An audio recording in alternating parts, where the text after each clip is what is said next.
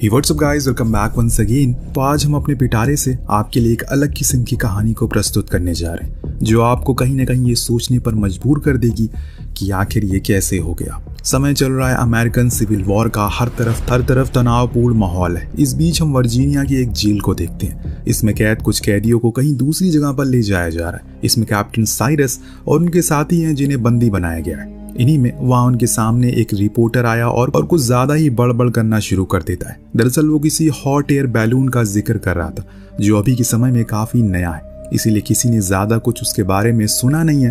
पर जब कैप्टन ने सुना तो उनके कान खड़े हो गए, क्योंकि ये उनकी आजादी का एक अलग रास्ता था। पर क्या वो न्यूज रिपोर्टर सच भी कह रहा है? कहीं उसके मन में कोई चाल तो नहीं चल रही है? लेकिन ऑफिसर को उसकी बड़बड़ अब कुछ खास रास नहीं आ रही, इसीलिए वो उसे चुप रहने को कहते हैं। पर वो कहाँ मानने वाला था, इसीलिए उन्होंने उस पर शूट कर दिया। तभी गोलियों की आवाज से वहां पर हवाई फायरिंग होना शुरू हो गई, क्योंकि ये एक तरह के खतरे का संदेश था। पर इसी का फायदा उठाकर सारे कैदी भागकर जंगल की ओर चले गए और वहीं एक पेड़ की टहनी के पीछे छुप गए। तब उनके पास रिपोर्टर भी आया और उसके और कैप्टन के बीच में कुछ थोड़ी मोड़ी गुफ्तगू भी होती है। वो कैप्टन से पूछता है क्या वो यहाँ से भागना चाहता है। अब कौन कैदी नहीं चाहेगा कि वो जेल से भाग जाए, और कैप्टन का भी यही जवाब होता है, हाँ क्यों नहीं। तो वो उसे हॉट एयर बैलून के बारे में बताता है, जिसके बाद हम रात का सीन देखते हैं। ये सभी अभी भी आजाद है क्योंकि ये लोग उसी जंगल में छुपे हुए हैं। लेकिन रिपोर्टर इन्हें अपने साथ लेकर उसी बैलून के पास जाता है जिसके पास एक ऑफिसर खड़ा था जो उसकी निगरानी कर रहा था। इसीलिए अब यहाँ रिपोर्टर एक प्लान बनाता है।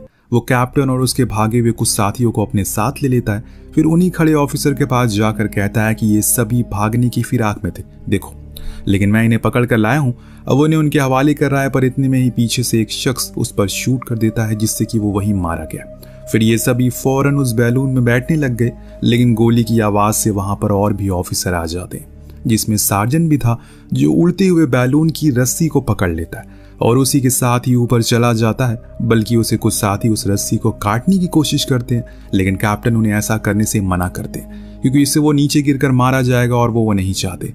इसीलिए उन्होंने उसका हाथ पकड़ लिया और ऊपर की ओर खींच लिया। पर ऊपर जाकर सार्जेंट ने सभी के ऊपर बंदूक तान दी और धमकाया किया, और वापस खुद को पुलिस के हवाले नहीं किया तो उनसे बुरा कोई नहीं होगा। अब कोई भी वापस नीचे जाने को राजी नहीं था, जिस चक्कर में रिपोर्टर भी उससे भिड़ जाता है और इसी गहमा गहमी में उसे गोली लग जाती है, जो जाकर लगती है रिपोर्टर को, जिससे वो सीधा नीचे गिरकर मारा जाता है। अब इस चीज को देखकर निप्स नाम का एक कैदी बहुत ही ज्यादा भड़क जाता है, क्योंकि रिपोर्टर उसका काफी अच्छा दोस्त था। इस वजह से वो सार्जेंट को मारने लगता है और उसे नीचे फेंकने ही वाला होता है कि एक बार फिर से कैप्टन उसकी जान बचा लेता है, और इस बार सार्जेंट उसका शुक्रिया अदा करता है। समय के साथ साथ जैसे जैसे ये ऊपर जा रहे हैं और आगे बढ़ रहे हैं, मौसम करवट लेना शुरू कर देता है, जिसके कारण इनका बैलून भी अब हचकोले मारने शुरू कर रहा है। साथ ही साथ में बिजलियां भी कड़कना शुरू हो गई है। इस बीच हम एक पोर्टल को खुलते हुए देखते हैं जो किसी ब्लैक होल जैसा लग रहा है, जिसकी ओर इनका बैलून अब तेजी से बढ़ रहा है और जा रहा है। ये बहुत कोशिश करते हैं कि अपनी दिशा को बदल दें, लेकिन ऐसा हो नहीं पाता। फिर अगले ही पल वो उस ब्लैक होल में समा गए।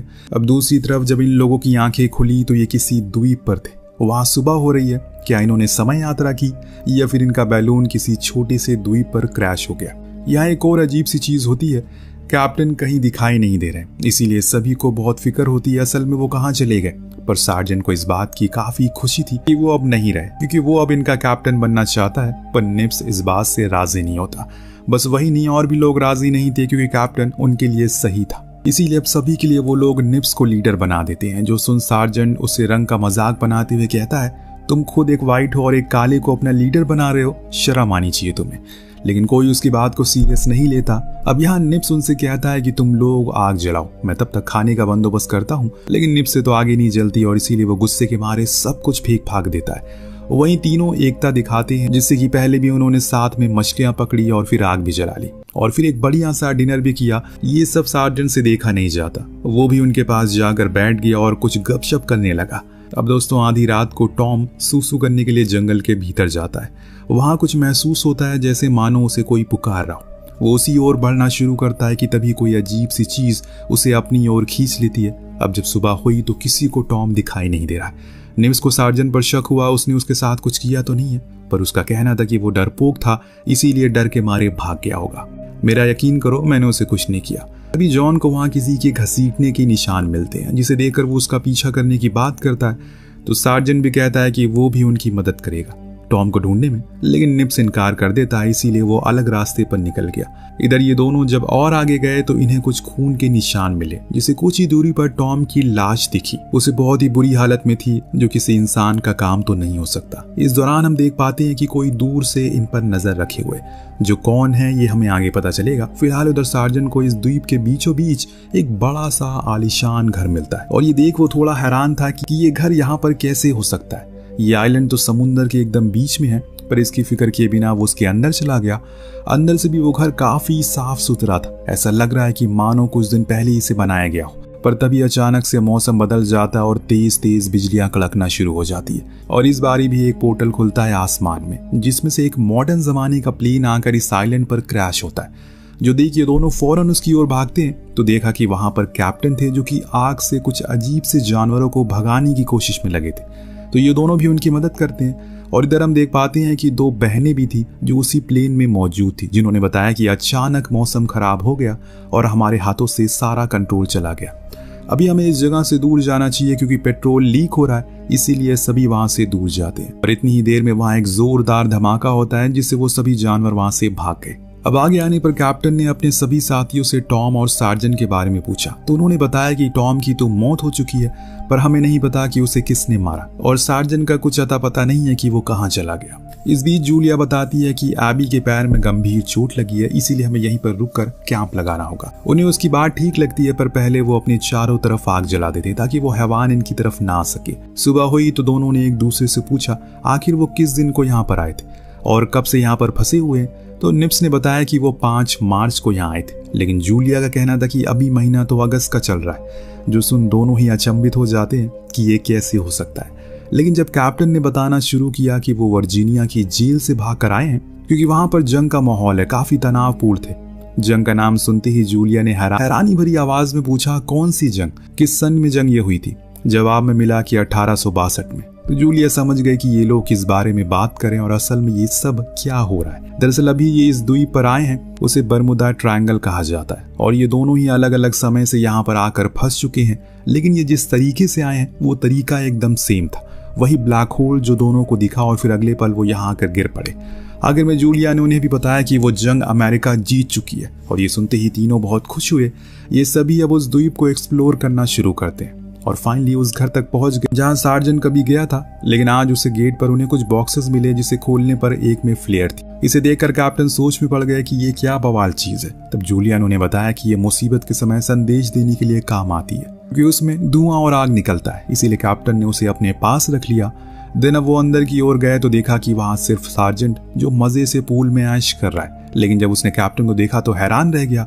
पर उससे ज्यादा तब हैरान हुआ जब उसे पता चला कि उन्हें 2 बहनें मिली है जो फ्यूचर से आई हैं, और ये सुनते ही वो हंस पड़ा और बोला कि फ्यूचर, ये कैसा मजाक है। इतने में ही वहां पर जूलिया आ गई, जिसने सार्जन से कहा कि जो उसने दवाई रखी है उसके लिए शुक्रिया, उसे उनकी सख्त जरूरत थी, लेकिन उसे तो कोई दवाई नहीं रखी बाहर। तो इनका दिमाग की बत्ती चलती है, इन्हें समझ आता है कि जरूर इस आइलैंड पर उनके अलावा भी कोई और है जिसे पता था कि वो आने वाले हैं, लेकिन सवाल ये है कि वो है कौन। अभी फिलहाल कैप्टन कहता है कि हमें इस घर के चारों गेट पर आग जलानी होगी ताकि वो हैवान अंदर ना आ पाए। सार्जन जूलिया के सामने हीरो बनने की यहाँ कोशिश करता है और खुद ही बाहर चला जाता है आग जलाने के लिए, लेकिन तभी उसके पीछे वो हैवान लग जाते हैं, जिन्हें देखकर उसकी सारी हेकड़ी बाहर आ गई और वो सब कुछ छोड़ छाड़ कर घर में भाग कर आ गया। लेकिन उसकी इस हरकत से कैप्टन बहुत गुस्सा करते हैं। इधर जूलिया का कहना था कि उन्हें इस जगह से जितनी जल्दी हो सके निकलना होगा, इसके लिए हमें नाव बनानी पड़ेगी। मैंने यहाँ पर किनारे पर एक लुटेरी की नाव को देखा है जो शायद हमारी तरह यहाँ पर फंसे हों। शायद ये भी हो सकता है कि अभी भी वो यहीं पर हो, लेकिन हमें उनकी नाव को ठीक करना होगा जिसकी मदद से हम इस अजीब से टापू से बाहर निकल पाए, वरना हमेशा इस चक्रव्यूह में फंसे रह जाएंगे। सार्जन भी उनकी इस काम में मदद करने के लिए राजी हो जाता है। इसीलिए अगले दिन ये लोग किनारे की तरफ जाते हैं ताकि उस नाव को ढूंढ सकें, पर उन्हें वहां एक छोटी बोट दिखती है जिसे ये नहीं ले जा सकते, क्योंकि जूलिया का कहना था कि हो सकता है कि ये उन्हीं लोगों की बोट हो जो उनकी मदद कर रहे हैं। अब कैप्टन मान जाता है और वहीं रुककर ये देखने का फैसला करता है कि असल में कौन इस बोट को इस्तेमाल कर रहा है। वहीं दूसरी तरफ घर पर एबी और जॉन दोनों रुके थे, क्योंकि एबी के पैर में चोट लगी थी, इसीलिए वो चल नहीं सकती। इस बीच जॉन को किसी की आने की आहट आती है। वो फौरन एबी को लेकर बेड के नीचे छुप गया। दरअसल ये वही समुद्री लुटेरे थे जो उन्हें देख नहीं पाते, पर ये दोनों उन्हें देख लेते और वहीं छुपे रहते हैं रात तक। लेकिन वो सभी अभी भी आसपास घूम रहे थे। जो सुन इन्हें अब डर लगने लग गया है तो वहीं उस तरफ किनारे पर बैठे उन लोगों को नींद सताने लगी। इसीलिए कैप्टन सुझाव दे उन्हें बारी बारी पहरा देना होगा जिससे बाकी के लोग सो सके। सबसे पहले सार्जन ने कहा कि वो पहरा देगा, लेकिन जब ये सुबह उठे तो देखा कि वो बोट लेकर फरार हो चुका है। पर ज्यादा दूर वो जा नहीं पाया क्योंकि आगे जाने पर उसकी बोट काफी तेजी से हिलने लगती है। वो समझ नहीं पाता कि असल में क्या हो रहा है, लेकिन इतनी ही देर में समुंदर से एक विशाल ऑक्टोपस बाहर आता है और पलक झपकते ही उसे निगल गया। ये देख ये तीनों ही दंग रह गए क्योंकि यही रास्ता वो खुद अपनाना चाहते थे, लेकिन इससे पहले उन्हें पता चल गया कि क्या हशर उनका होने वाला है। अब जब वो घर को लौटे तो वहां अभी भी वो दोनों बेड के नीचे छुपे थे। पर जब कैप्टन उन्हें बाहर आने को कहता है तो उन्होंने बताया, कल रात यहाँ पर लुटेरे आए थे जिन्होंने इस घर में अपनी रात काटी। मैंने सुना था कि वो किसी ज्वालामुखी के बारे में बात कर रहे हैं जो कि इस आइलैंड पर मौजूद है और किसी भी समय फट सकता है। इसीलिए कैप्टन और परेशान हो जाते हैं क्योंकि अब तो दोनों तरफ से परेशानी है। इसीलिए वो अब जूलिया के प्लेन के देखने का मन बनाते हैं। हो सकता है कि वो उसे ठीक कर सकें और इसीलिए वो दोनों ही उस क्रैश प्लेन के पास जाते हैं जिसकी हालत अब थोड़ी ठीक ठाक थी। पर वहां भी उन्हें छुप कर देख रहा था कोई, लेकिन इस बारी कैप्टन उसे देख लेते हैं और उसका पीछा करते हैं। और ठीक उसी समय लुटेरों ने जूलिया के अकेले होने का फायदा उठाया और उसे लेकर जाने लगे। लेकिन तभी वहां पर कैप्टन आ गया और उनसे लड़ने की कोशिश में घायल भी हो गया। लेकिन इतने में ही वहां उन तीनों लुटेरों पर एक करंट गन से हमला होता है जो असल में एक बूढ़े आदमी ने किया था जिसने किसी कैप्टन की पोशाक पहनी थी। यही वो था जो इन्हें बार बार छुप कर देख रहा था। वो भी असल में एक कैप्टन था जिसका नाम होता है नीमो। वो उन्हें अपने साथ चाय पीने के लिए इनवाइट करता है और उसी घर में लेकर जाता है जो असल में किसी और का नहीं बल्कि उसी ने बनाया था। वहां पहुंचकर वो उन्हें नीचे तहखाने में लेकर जाता है जहां आज तक कोई जा न सका, जहां उसके आविष्कारों की दुनिया थी। चाय पीते पीते वो उन्हें बताता है ये घर उसने और उसके क्रू ने मिलकर बनाया। दरअसल वो यहाँ पर 20 सालों से रह रहा है। जब ब्रिटिश सरकार ने उसका सब कुछ छीन लिया तब मैंने टाइम ट्रैवल पर रिसर्च करने की कोशिश करी और सोचा और पता लगाया कि समुंदर के नीचे अलग टाइम चलता है। इसीलिए मैंने अंडर वाटर वोल्केनो की एनर्जी की मदद से एक मशीन बनाई जिसे कि मैंने चाहा कि सिर्फ 5 सेकंड पीछे जा सकूं। पर उसी समय हम पर वो विशाल ऑक्टोपस ने हमला कर दिया और उस मशीन को उठा लिया जिससे एक तेज बिजली का झटका है और इससे वो मशीन ओवरचार्ज हो गई और वो ब्लैक होल खुल गया जिससे मैं यहाँ पर आकर फंस चुका हूँ। उसके बाद से मैंने बहुत कोशिश की किसी भी तरह करके यहाँ से निकल जाऊं, लेकिन 20 साल हो गए आज तक कभी निकल नहीं पाया। ये लोग बात कर ही रहे होते हैं कि तभी घर कांपने लगता है। सभी घबरा कर बाहर आए तो देखा कि वहां पर वही हैवान खड़े हैं। पर नीमो ने उन्हें देखते हुए कहा, ये तुम्हें कुछ नहीं करेंगे। असल में सभी उस ज्वालामुखी से डर कर यहाँ आए, जो देखकर कैप्टन ने कहा कि हमें अब यहाँ से निकलना होगा। समय बहुत कम है। पर नीमो का कहना है कि कैसे निकलोगे, मैं 20 साल से कोशिश कर रहा हूँ। तब कैप्टन कहता है कि एक नया बैलून बनाकर जिसे आप हमारी मदद करोगे। नेमो की बनाई हुई एक छोटी स्टीम मशीन को इस्तेमाल करके उसके दिए हुए कपड़ों को सिलकर उन्होंने 3 से 4 दिन में एक बैलून तो बना दिया।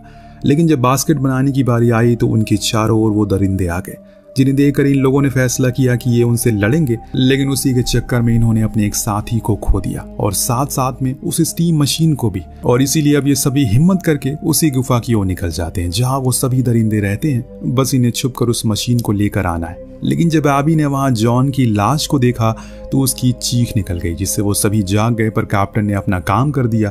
वो फौरन ही मशीन को लेकर आता। इस दौरान नीमो ने उनकी उस बैलून को तैयार करके रखा था, लेकिन अब उसकी वो हालत नहीं रही जाने की क्योंकि कुछ दरिंदों ने उस पर हमला जो कर दिया था। उस दौरान वो बैलून को बना रहा था। यहाँ हमें एक और चीज जानने को मिलती है, जो वो दरिंदे हैं वो असल में कोई और नहीं बल्कि वो कैप्टन के क्रू मेंबर हैं, जिन्होंने समय के साथ साथ खुद को दरिंदों में बदल लिया जिंदा रहने के लिए। इतने में इन्हें ज्वालामुखी के फटने की आवाज आती है, इसीलिए इन्हें मजबूरन मेमो को वहीं छोड़ना पड़ता है। अब बैलून को लेकर ये उड़ान भरते हैं और वो दरिंदे बार बार इन पर हमला करे जा रहे थे। अब सभी ऊपर तक तो पहुंच गए हैं, लेकिन जब बारी आई स्पीड बढ़ाने की तो इनकी मशीन काम करना ही बंद कर देती है। उसमें करंट नहीं था, ऊपर से वो वही ऑक्टोपस इन पर हमला करना शुरू करता है। तो कैप्टन ने दिमाग लगाया और नेमो की उसी करंट गन को कड़कड़ाते हुए आसमान की ओर मारा, जिससे एक ऊर्जा पैदा हो गई और मशीन भी तैयार हो गई और वो पोर्टल भी खुल जाता है, जिसमें से ये लोग सही सलामत बचकर यहाँ से निकल गए। इनकी जान बच गई। पर आखिर में एक सवाल आया कि क्या दोनों एक ही समय पर गए या अपने अपने समय पर वापस लौटे, क्योंकि जूलिया जिस समय से आई थी वो कैप्टन के समय से बहुत ही आगे था। आपको क्या लगता है वो कहाँ कहाँ गए होंगे? हमें कमेंट करके जरूर बताएगा। मिलते हैं अगले वीडियो में। Thank you so much watching. Peace out.